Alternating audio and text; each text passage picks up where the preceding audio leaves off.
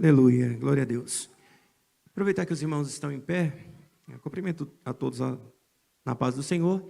E aproveitar que os irmãos estão em pé, eu gostaria de pedir para que vocês abram comigo a sua Bíblia, livro do profeta Jeremias, capítulo de número 3.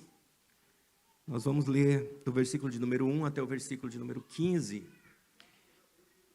Hoje é o segundo dia, da nossa série, Chamados para Cuidar, e estou responsável por trazer a quarta mensagem dessa série, e nós vamos falar subordinados a esse tema, chamados para pastorear segundo o coração de Deus.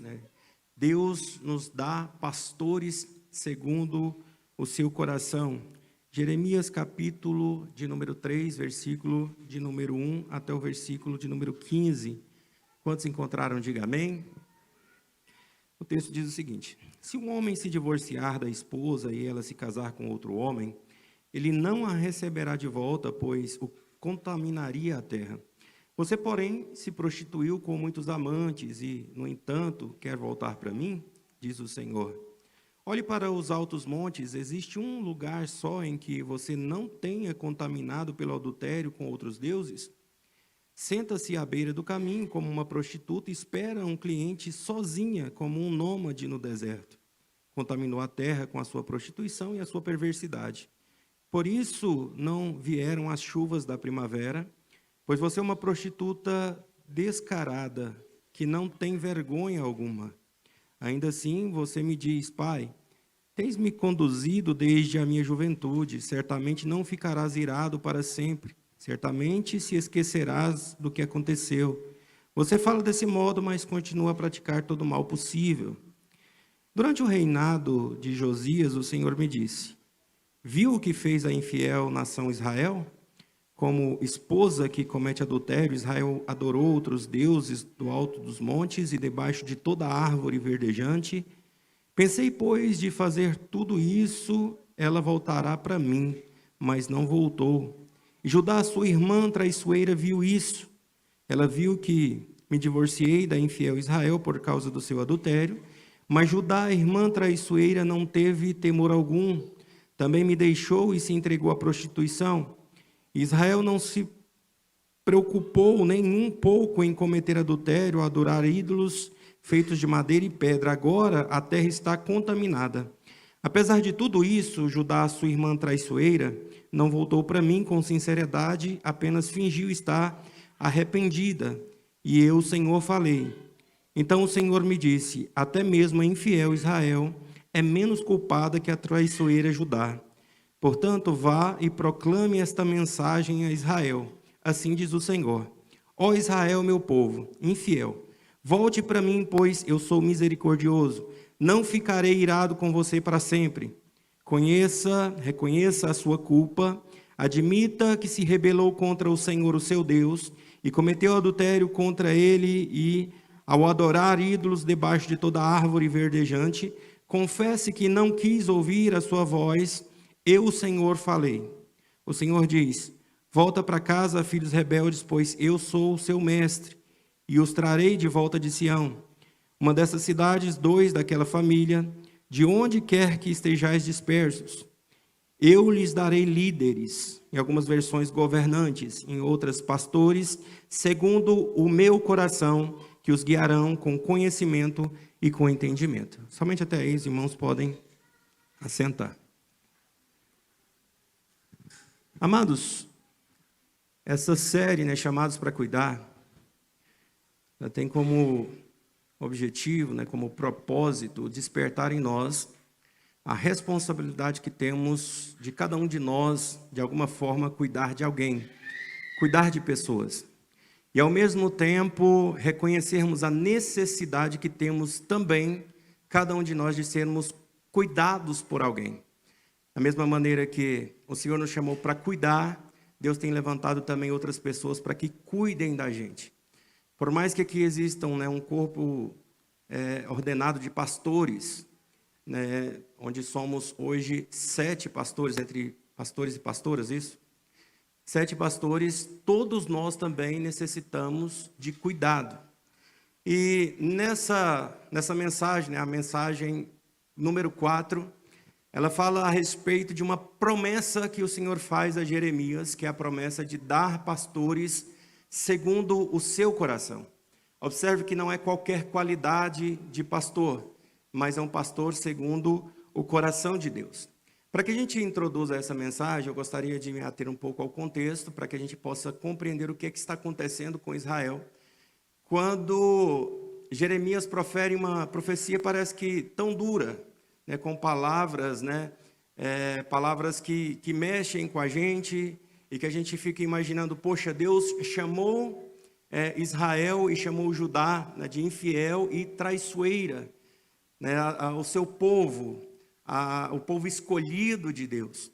Então vamos entender que Jeremias, né, um homem que foi levantado pelo Senhor e levantado para profetizar justamente uma mensagem de juízo e uma mensagem de arrependimento e uma promessa de que o Senhor restauraria Israel posteriormente depois do exílio.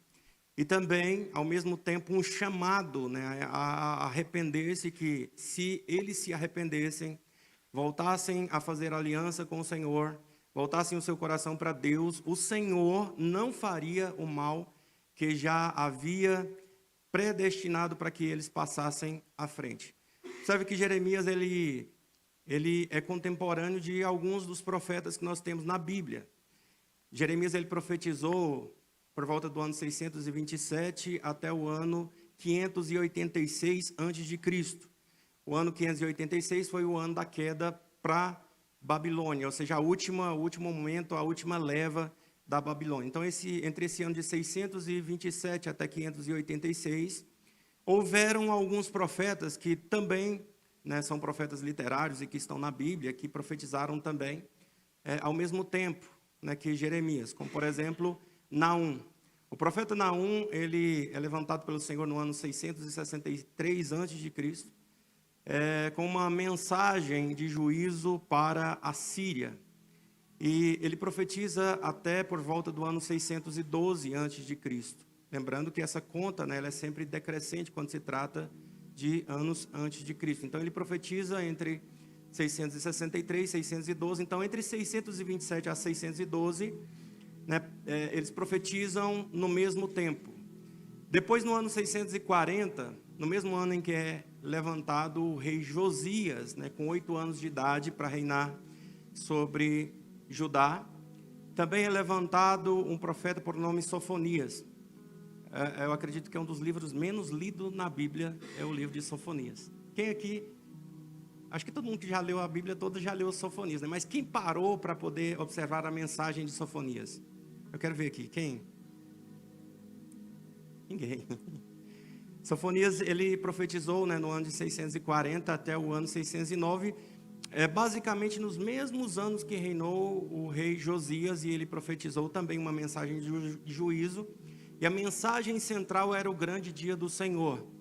E nesses anos, né, até de 640 até 609, reina Josias, e a partir de 609, é levantado um outro profeta, esse já mais conhecido, que é o profeta Abacuque. E Abacuque, ele profetiza também uma mensagem, né, no mesmo tempo em que Jeremias está profetizando, do ano 609 até o ano 593. E ele profetiza também contra a injustiça que há em Israel. Depois ele profetiza reclamando do Senhor pela forma como o Senhor traria juízo sobre Israel. Depois ele entende, né, a forma como o Senhor trazia juízo sobre Israel. No ano 605, né, onde acontece então a primeira leva dos homens de Judá para a Babilônia, começa então a profetizar também Daniel dentro do exílio. E no ano 697 é levado então também Ezequiel, que também começa a profetizar. Então todos esses profetas, eles estão profetizando, né, nos mesmos anos em que está profetizando Jeremias. E Jeremias também é contemporâneo de vários reis. Ele começa o seu ministério no reinado do rei Josias, aí ele vai profetizar até o ano do rei Jeoacás, Joaquim, Jeconias e por fim, né, o rei Zedequias, que é o último rei que é levado preso para a Babilônia. Então ele profetiza nesse tempo, e todo esse tempo é um tempo de sincretismo religioso, um tempo de alta corrupção, um tempo onde o povo se perdeu, um tempo onde o reino político está corrompido, onde a espiritualidade do povo também está contaminada, porque Israel agora já havia se perdido, o reino do norte, Judá, o reino do sul, está contaminada pelos deuses, né, que estão sendo introduzidos dentro da religião judaica, e até mesmo dentro do templo estão adorando postes ídolos, Baal, Astarote. Eles estão adorando a Deus, o grande Deus, e ao mesmo tempo dividindo a sua adoração com outros deuses. Ou seja, vivendo uma religiosidade híbrida, um sincretismo religioso no qual vai ser condenado pelo Senhor quando o Senhor diz que eles fizeram pior do que fez Israel. Então é nesse tempo, né, que Jeremias levanta-se para profetizar, e uma profecia dura, na qual ela não é bem recebida, porque normalmente a palavra, quando ela massageia o nosso ego, quando a palavra ela vai de encontro àquilo que nós queremos ouvir, ela é muito bem recebida. Mas a palavra, quando ela confronta, a palavra, quando ela nos exorta, muitas vezes a gente não quer ouvir. A gente tem dificuldade em ouvir uma palavra que é dura. E nesse tempo, então, Jeremias, na sua mensagem, ao seu ver, ele não foi bem sucedido naquilo que ele profetizou. Ele vai escrever um livro, né, um livro lamentando pelas coisas que ele via em Jerusalém acontecer. Ele se coloca como alguém que foi enganado pelo Senhor. Ele diz: não é nada daquilo que o Senhor me disse, o Senhor me enganou. E nesse tempo de profecia, onde o povo está perdido, né, aqui no capítulo de número 3, no versículo de número 13, ele começa então uma mensagem profética de promessa para aquele povo. Eu vou trazer vocês de volta a Israel. Eu vou cuidar de vocês. E eu vou dar para vocês pastores segundo o meu coração. Governantes segundo o meu coração. É nesse ponto que eu gostaria de chegar e levar-vos à reflexão de que, por que é que o povo passa todo esse tempo vivendo em infidelidade com o Senhor, longe dos caminhos do Senhor, vivendo uma religiosidade híbrida, fazendo tudo que não agrada ao Senhor. Os termos utilizados é: você é traidora. Debaixo de toda árvore frondosa, de toda árvore verdejante, sobre todos os altos montes você se prostituiu com outros deuses. De modo vergonhoso, você escandalizou o meu nome. Você se prostituiu debaixo de toda árvore, e as pessoas que passavam viam o que você fazia. Viu o que fez Israel? É uma mensagem nos anos de Josias, e Jeremias está dizendo: olha, o Senhor me disse, viu o que fez Israel? Ele cometeu todos esses pecados, e depois eu imaginei que voltaria para mim, mas não voltou. E Deus aqui, ele se coloca como o marido traído, e Israel e Judá, uma mulher infiel e traidora. E por que é que eles estão vivendo todo esse momento? Exatamente porque estão sendo dirigidos por pessoas que não são segundo o coração de Deus. Governantes ímpios, que fazem o que é mal.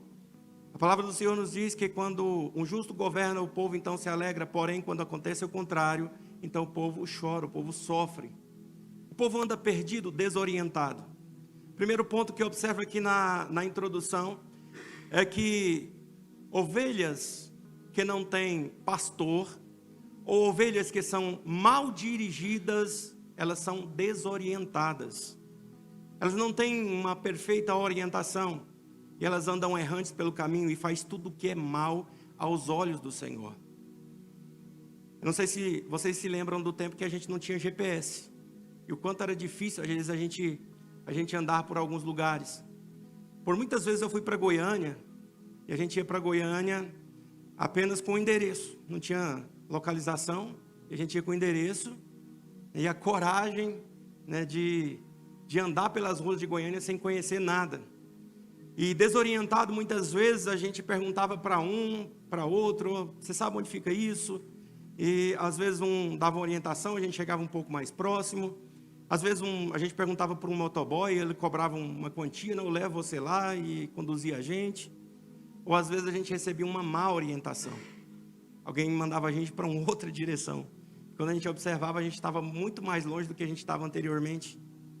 Daí eu entendo que pior do que a gente andar desorientado é a gente receber uma má orientação. Porque enquanto a gente está desorientado, a gente está procurando o caminho certo. Mas quando a gente entende que a gente está na direção certa, mas com uma má orientação, pela presunção do certo, a gente chega no lugar errado. Eu costumo dizer sempre que pior do que a consciência e a certeza de que nós fizemos tudo errado é a convicção, é a presunção da gente estar fazendo certo. Porque a convicção do erro nos leva a buscar o lugar de acerto, mas a presunção do certo, na maioria das vezes, nos leva para um lugar errado. E é isso que acontece com Judá, porque Deus está dizendo o seguinte: olha, Israel fez o que é mal, mas em comparação ao que fez Israel, Judá fez muito pior. Judá, em comparação com Israel, fez muito pior. Ele está dizendo o seguinte: olha, Israel, eu abandonei eles, dei carta de divórcio para eles, pronto. Eles se afastaram, ou seja, eles estão vivendo apostasia. Mas pior do que apostasia é um relacionamento de hipocrisia e fingimento. Porque Judá não se afastou totalmente, vive de forma híbrida, uma religiosidade misturada, uma hipocrisia dentro do templo.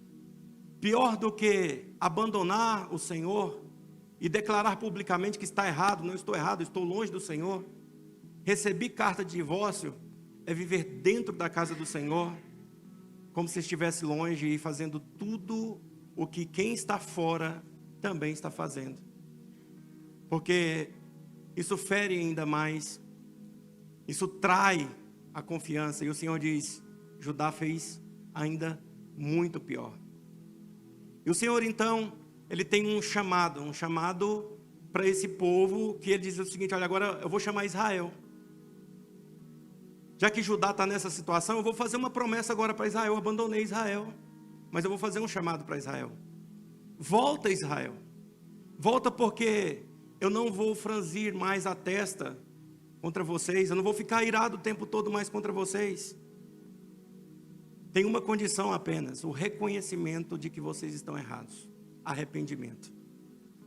O lugar do arrependimento, amados irmãos, e do reconhecimento do nosso erro é o lugar que Deus quer que a gente chegue. A posição do entendimento de que de fato nós não podemos ser dignos através do nosso próprio mérito é o lugar que Deus quer que o homem chegue. Porque enquanto o homem estiver batendo no peito dizendo: olha, não, o que eu faço é correto, eu consigo fazer sozinho, eu tenho entendimento, o que eu estou fazendo está tudo bem, está tudo tranquilo, a gente acaba se afastando do lugar onde o Senhor quer que a gente chegue. Eu costumo sempre mencionar a história do filho pródigo. A gente vê que o filho que saiu de casa, ele tem a consciência de que ele errou, e a consciência de que ele errou leva ele de volta para casa. Mas o filho que fica em casa, na presunção de que estava fazendo tudo certo, ele diz: pai, eu estou aqui o tempo todo, eu te sirvo, eu sou um perfeito servo na casa, eu faço tudo certo. Mas ele também está longe do pai, e o pai não tem o coração dele. O que o Senhor quer que a gente faça é sempre nos posicionar diante do Senhor, reconhecendo as nossas falhas e os nossos erros, porque na posição de uma alta reflexão, a palavra do Senhor nos diz que o próprio Deus é quem julga. E quando nós somos julgados pelo Senhor, nós não somos condenados com o mundo. É isso que o Senhor faz na leitura da Bíblia, na leitura da ceia. Sempre que a gente faz a leitura aqui da ceia, a gente lê aqueles mesmos versículos lá de 1 Coríntios capítulo número 11, quando o texto diz: olha, examine-se o homem, pois a si mesmo, assim coma do pão, beba do cálice, pois o que bebe e come indignamente não discerne o corpo do Senhor. Ele diz que quando o homem examina a si mesmo, ele é repreendido pelo Senhor para não ser condenado pelo mundo. Observe que sempre que a gente faz essa reflexão não é para julgar se eu estou certo ou errado, pronto para tomar ceia. Não, eu estou apto a tomar ou inapto a tomar. Não estou digno a tomar ou estou indigno a tomar. Não, ele diz: faz a reflexão e assim tome a ceia. A reflexão é para nós chegarmos do ponto de entendimento de fato nós somos indignos. Independente do que a gente viva o nosso coração ele é sempre um coração tendencioso a pecar. E nada do que nós façamos nos torna dignos do Senhor, mas só os méritos de Cristo Jesus em nossa vida que nos torna dignos a participar.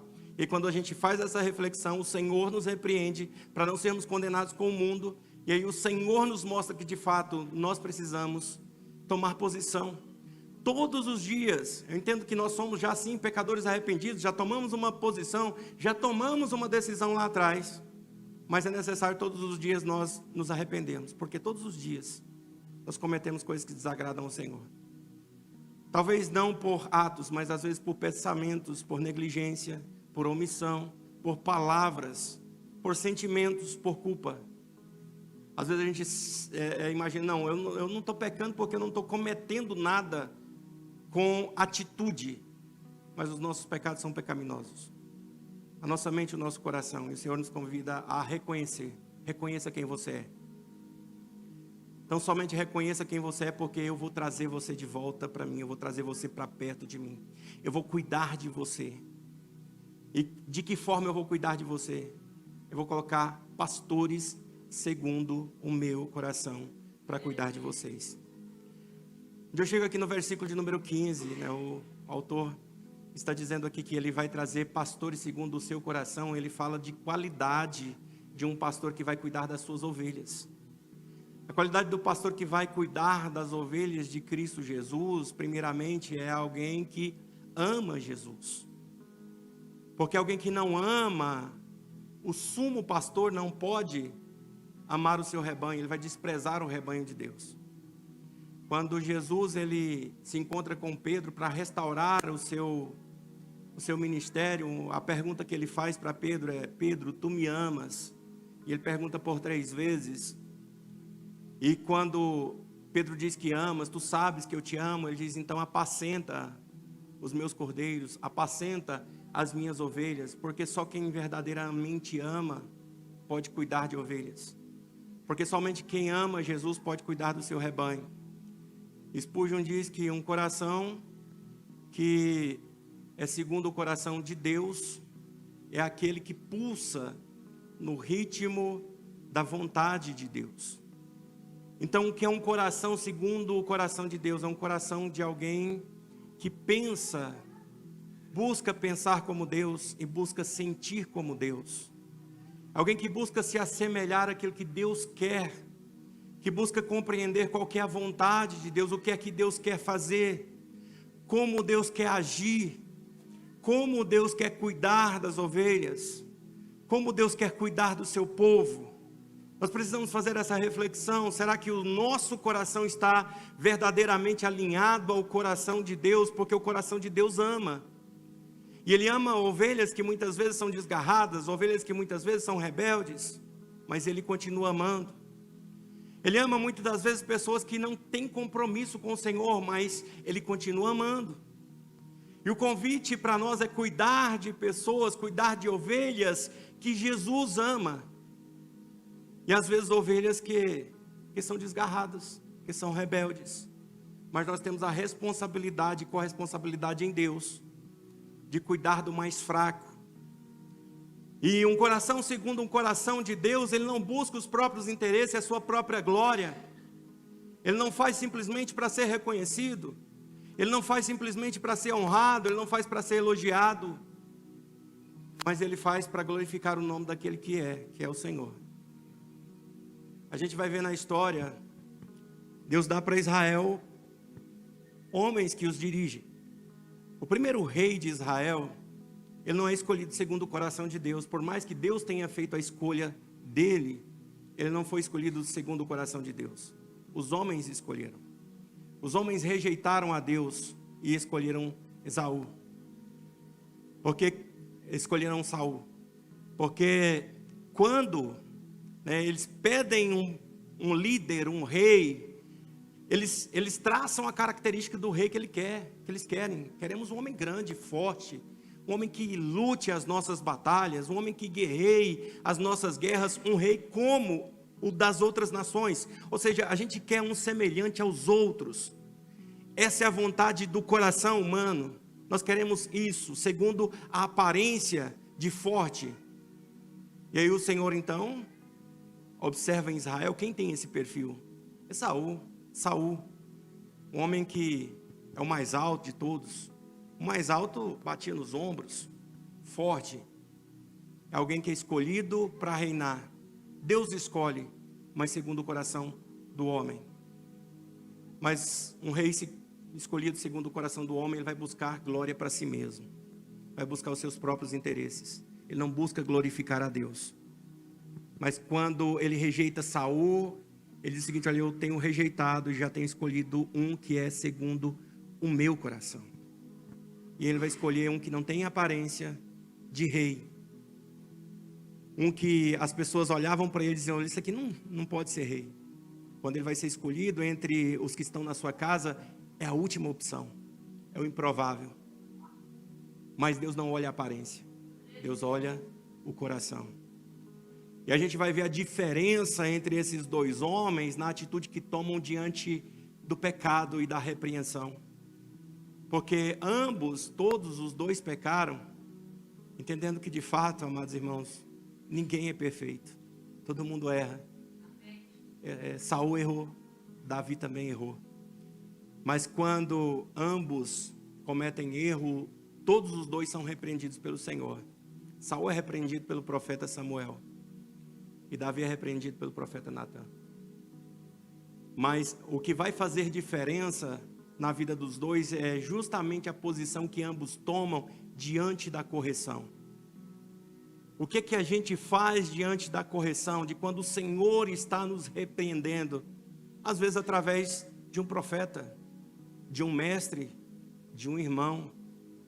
O que é que a atitude que nós tomamos diante da correção, diante da repreensão? Porque de fato pecamos, erramos, falhamos em alguns momentos.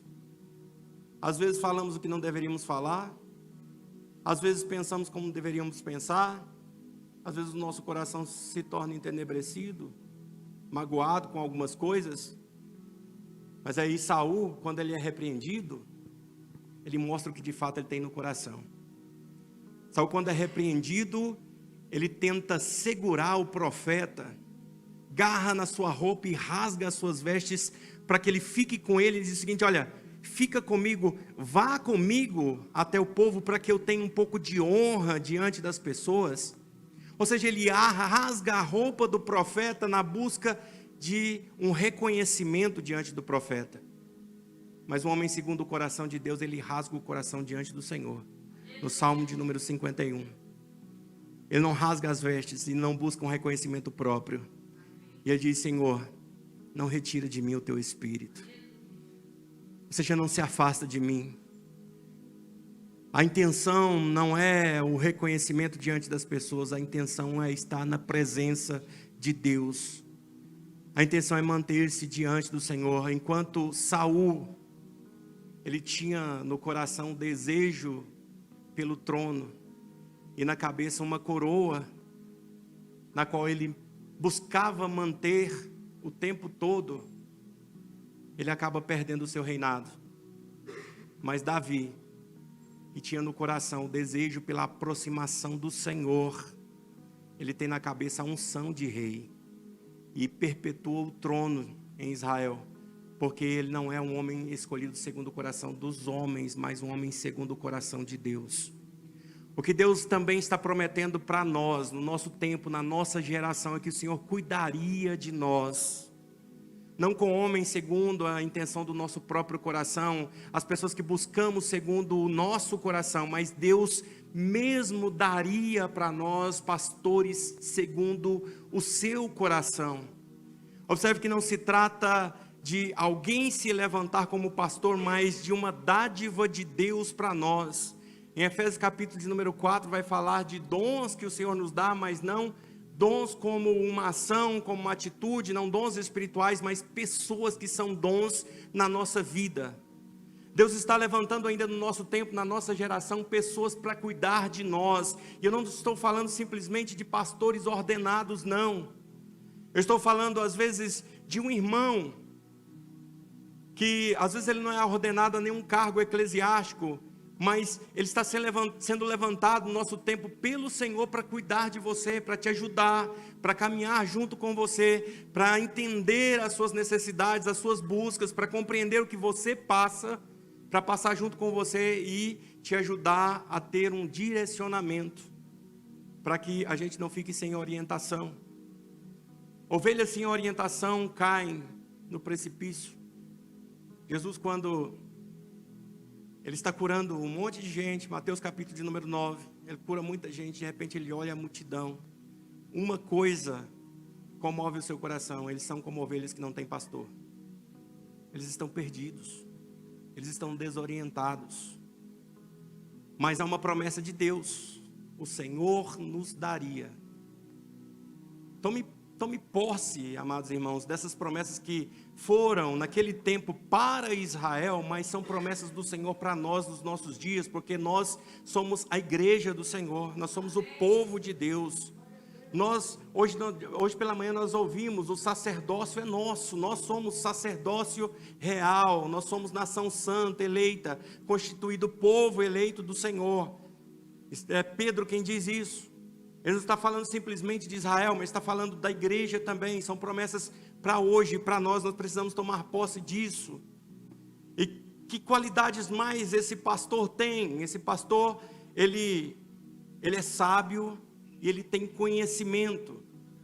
Pastores segundo o coração de Deus pastores que conhecem e não conhecem simplesmente a respeito de Deus, mas pastores que conhecem a Deus. Quando Oséias diz que o povo peca por falta de conhecimento, não é por falta de conhecimento da lei, não é por falta de conhecimento de coisas naturais, não, é por falta de conhecimento de Deus. E nós só conhecemos a Deus de fato no relacionamento. E se o Senhor tem te chamado para pastorear alguém, pastorear alguma pessoa, para dirigir alguma pessoa, busque ser alguém segundo o coração de Deus, conhecendo Deus, mantendo o relacionamento com o Senhor, porque de fato nós precisamos conhecer quem Deus é, e dele nós vamos receber a sabedoria necessária para dirigir pessoas que estão ao nosso lado, e pessoas na qual o Senhor tem colocado para que a gente cuide. E da mesma forma o Senhor tem levantado pessoas no mesmo caráter, na mesma qualidade para cuidar de nós. Nós precisamos nos colocar nessa posição. E aí o versículo de número 16, eu queria pedir para que o irmão nos ajude aqui, coloque aqui por favor, versículo de número 16.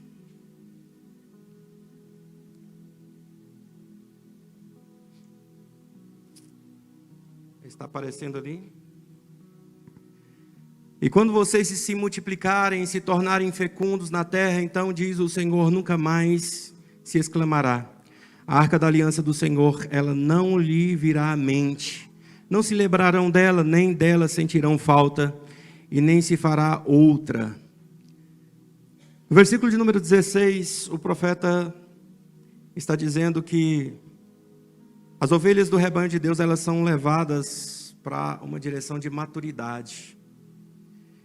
Observe que o autor diz que haverá primeiro crescimento e frutificação.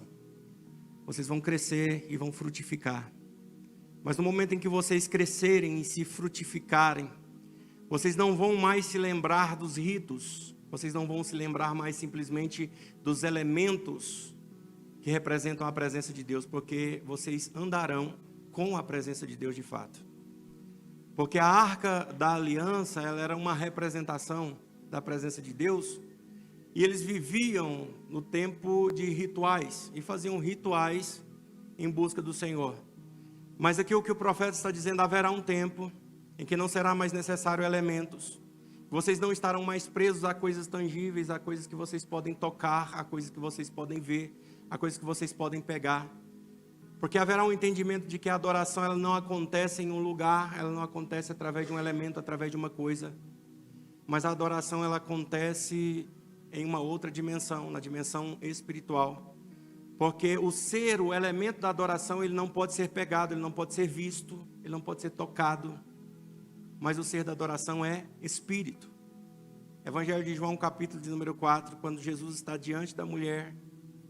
A mulher tem sérios paradigmas para resolver questões com relação à adoração, e ela pergunta, há um conflito de ideias quanto à adoração, porque os judeus dizem que a adoração deve ser feita no templo de Salomão, mas os samaritanos dizem que é em Geresi, no monte, onde deve acontecer a adoração, e Jesus diz, olha, não fique atento à questão de lugar. Não se trata de um templo, não se trata de um objeto, não se trata de um lugar, mas se trata de uma dimensão.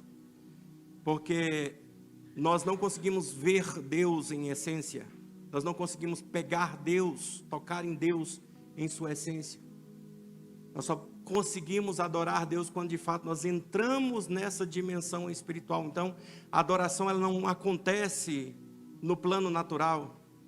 E aí nós precisamos entender que o plano natural ele é regido pelo plano espiritual. Nós não fazemos coisas aqui para mudar alguma coisa no plano espiritual. Nós não fazemos coisas para adorar, mas o fato de nós adorarmos no mundo espiritual, nós realizamos coisas aqui. Quando nós estamos cantando aqui, esse louvor, essa voz que sai, é o fato da gente tocar instrumento, essas coisas todas que acontecem é resultado de algo que já está acontecendo no mundo espiritual.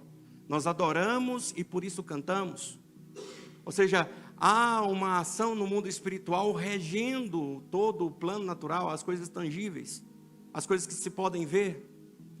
E o Senhor nos convida a um novo nível de maturidade, onde a gente não se pega de forma saudosista a coisas que nós vivemos no passado, entendendo que o Senhor tem trazido para nós um tempo de amadurecimento, de entendimento a respeito de que a adoração, ela acontece nesse plano espiritual e que Deus é Espírito. E a essência de Deus não pode ser vista, a essência de Deus não pode ser tocada. Mas a essência de Deus pode ser adorada quando o nosso coração se conecta ao coração de Deus através de uma das nossas faculdades, que é o Espírito. Nós somos seres espirituais, o nosso corpo não toca em Deus, a nossa alma não pode tocar no Senhor, mas o nosso Espírito faz conexão com o Espírito de Deus. Tudo que nós recebemos do Senhor e que compreendemos do Senhor é revelado através do Espírito de Deus ao nosso Espírito. É o Espírito de Deus que comunica o Espírito do homem. E nós recebemos essa revelação do Senhor no nosso espírito e vivemos através daquilo que é revelado pelo Senhor, através do mundo espiritual. O que acontece muitas das vezes, ainda no nosso tempo, a gente vê pessoas que parecem que ainda não avançaram níveis e vivem num saudosismo de coisas que já passaram, de coisas do passado, e sempre buscando na mente, porque em certo tempo as coisas aconteciam assim. Outro dia eu estava conversando com um amigo que a gente congregou junto em uma outra congregação, tinha muito tempo que eu não via ele, um obreiro. Eu conversando com ele, ele disse, irmão, eu tenho saudade do tempo que a gente andava de manga comprida e calça social, e a gente, no púlpito, a gente tinha que usar terno e gravata. Eu fiquei assim, eu não gosto muito de confrontar, eu fiquei pensando, mas por que essa saudade? Era calorento, né? A gente andava às vezes no sol quente com calor e aquela coisa toda. E aí ele disse o seguinte, porque naquele tempo a gente via milagre, a gente via manifestação, a gente via as coisas acontecerem, e eu fiquei pensando, será que é por causa da camisa? Na verdade, irmão, a gente precisa entender que nós crentes, nós não precisamos ver milagres. Nós não precisamos ver as manifestações. É muito bom a gente ver. É muito bom a gente sentir, é muito bom a gente ter o prazer da manifestação do Espírito Santo. Quando o Espírito Santo toca em nós, em pessoas, né? E a gente vê que ele agir é algo que queima o nosso coração. Mas o grande desafio da fé cristã, outro dia eu vendo o Augusto Nicodemos falar que o grande desafio da fé cristã é você orar e continuar orando e manter a fé, mesmo quando você ora e parece que não está sendo ouvido. E você continuar servindo a Deus mesmo quando parece que não está acontecendo nada. Porque mesmo quando a gente imagina que nada está acontecendo, Deus está movendo todas as coisas no plano espiritual. Porque os milagres, as manifestações, eles são sinais. E o crente não precisa de sinal, o crente é crente.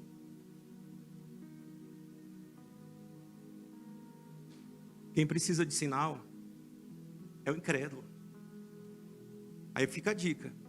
Você quer ver os milagres acontecerem? Então começa a pregar lá fora. Nós estamos doando o ID na nossa igreja, então sai para pregar. Entra em famílias e pessoas que não são crentes. Porque o milagre é para acontecer aqui dentro para quê? Para satisfazer as nossas necessidades? Eu sempre bato nessa tecla. Isso não é o caráter do milagre. Milagre não tem como finalidade última me curar, não tem como finalidade última me resolver meus problemas financeiros, não tem como finalidade última a minha necessidade.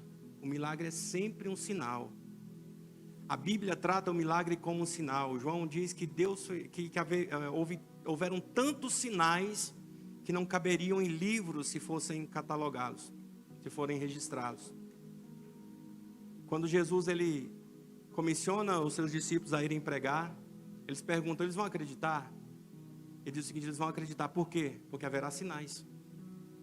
Um sinal é para o crente, não é para o crente, é para o ímpio, é para o incrédulo. A gente quer milagre? Sim, quando é necessário a gente quer um milagre. Mas e se não tiver milagre? A gente continua crente. Porque se Deus não me curar e eu morrer de uma enfermidade, eu sei para onde eu vou. E é onde eu quero chegar. Então Deus não vai curar só para que eu não morra. Deus não vai curar, não vai fazer um milagre só para que eu fique bem financeiro. Se Deus quisesse, Deus tornava todo mundo rico, resolvia o problema da fome em todo mundo, curava todo mundo, resolvia tudo. Ele pode. Esse não é o objetivo do milagre. E muitas vezes as pessoas vivem na imaturidade das coisas do passado, as coisas aconteciam, não estão acontecendo mais. E às vezes deixam de buscar as disciplinas espirituais, porque na maioria das vezes o mover do Espírito ele acontece quando estão buscando em oração, jejum, leitura da palavra. E não tem nada a ver com terno ou com a camisa. É o tempo que o povo usava terno e gravata. Talvez era um tempo que orávamos mais. Mas nós não vamos viver no saudosismo do tempo que passou, mas no entendimento de que o Senhor tem criado para nós um novo tempo chamado hoje. E no estado de maturidade nós vamos entender que o Senhor, Ele não vai fazer nos lembrar dos elementos passados, porque de fato nós temos o Senhor, não habitando mais em nenhum elemento, não habitando mais em nenhum templo, mas o Senhor habita em mim, o Senhor habita em você, você é templo do Espírito Santo de Deus. Então se você quer um relacionamento novo com o Senhor, olha para dentro de si, busca dentro de si o Espírito Santo que está aí dentro. Senhor, fala comigo, age na minha vida, revela coisas novas, faz coisa nova sobre a minha vida. Versículo de número 17, coloca para mim, por favor.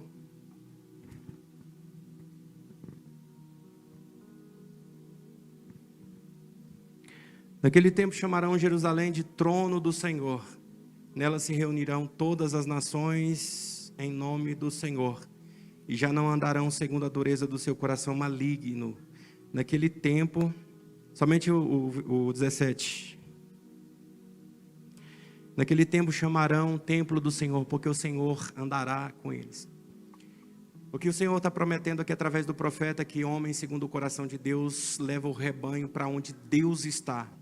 E é onde o trono de Deus é estabelecido.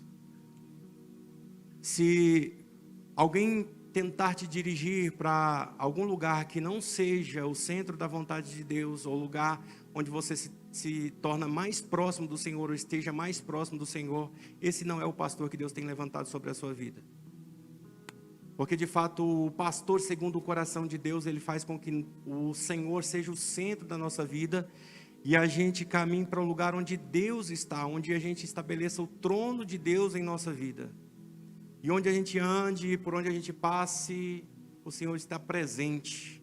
O rebanho do Senhor, ele caminha para onde o Senhor está. Nós somos conduzidos para o lugar de adoração. Nós somos conduzidos para o lugar de humilhação. Nós somos conduzidos para o lugar onde o Senhor habita, o lugar de conhecimento do Senhor, o lugar de revelação de Deus. Esse é o lugar que o Senhor quer que a gente chegue, e o Senhor vai levantar pessoas que nos instruam com conhecimento e com sabedoria.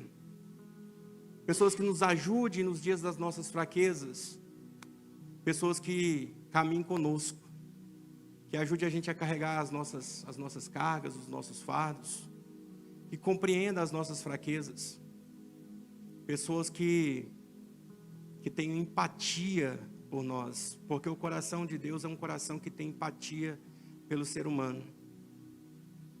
É tão interessante a forma como Jesus escolhe pessoas para andar com Ele. E Jesus não escolheu nenhum sacerdote, Jesus não escolheu nenhum líder político, Jesus não escolheu ninguém de influência, porque eram pessoas que cada um vivia na sua própria bolha e não entendiam a realidade daqueles que sofrem, daqueles que passam por dificuldades, daqueles que têm fraquezas. E aí quando Jesus vai escolher, Ele vai escolher exatamente pessoas que entendem. São cobradores de impostos, pescadores, pessoas comuns. É por isso que Deus escolheu a gente, porque a gente entende a realidade do outro. É porque, segundo o coração de Deus, Jesus também entende a nossa realidade. Porque assim como Jesus, que Ele viveu a nossa vida, enfrentou as nossas dores, passou pelos nossos desafios, Ele entende tudo aquilo que nós passamos. Nós também somos levantados pelo Senhor, porque nós também compreendemos a fraqueza do nosso irmão. Nós temos um Deus que Ele não está longe de nós. Não tem nada que eu passe que eu falo assim: Senhor, estou sendo rejeitado, eu fui traído, ou eu fui humilhado, ou eu fui enganado por alguém, eu fui desprezado. Qualquer coisa que você disser para o Senhor que você já foi, Ele vai dizer: eu sei que você está passando, porque eu já fui também. Ele também já foi humilhado, também já foi rejeitado, já foi traído, já foi vendido. Ele conhece as nossas dores e necessidades. E um pastor segundo o coração de Deus leva-nos para esse lugar, o lugar onde Deus está. E onde o Senhor, Ele se conecta conosco, com a nossa realidade. Eu quero concluir. Versículo de número 18.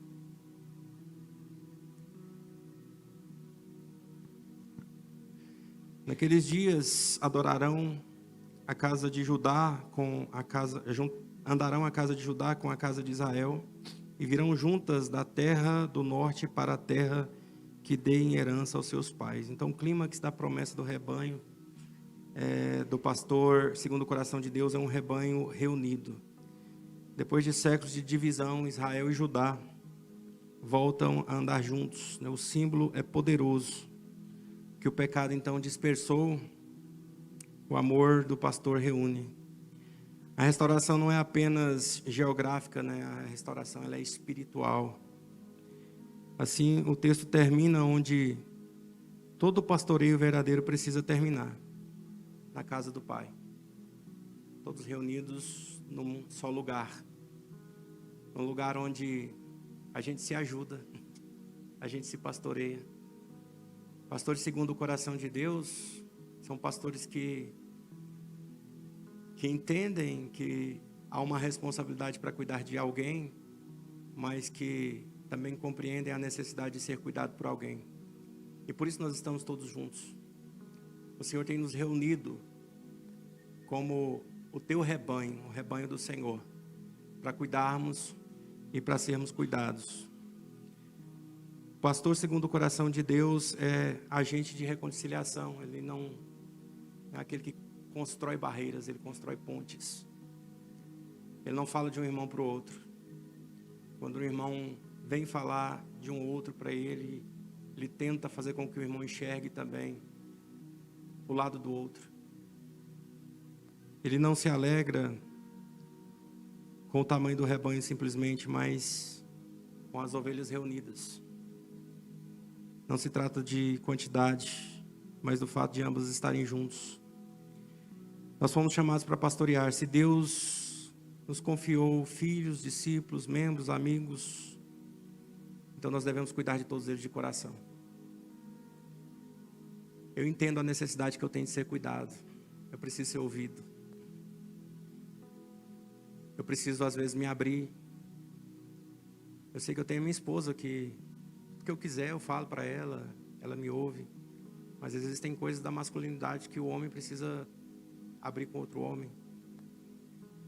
Existem coisas das fases da vida que é necessário a gente ter alguém para andar junto com a gente, para compartilhar a vida com a gente.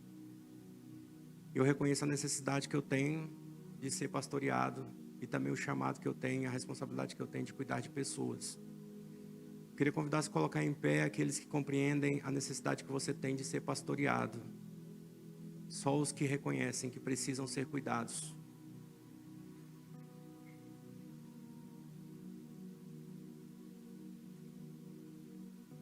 São todos, né?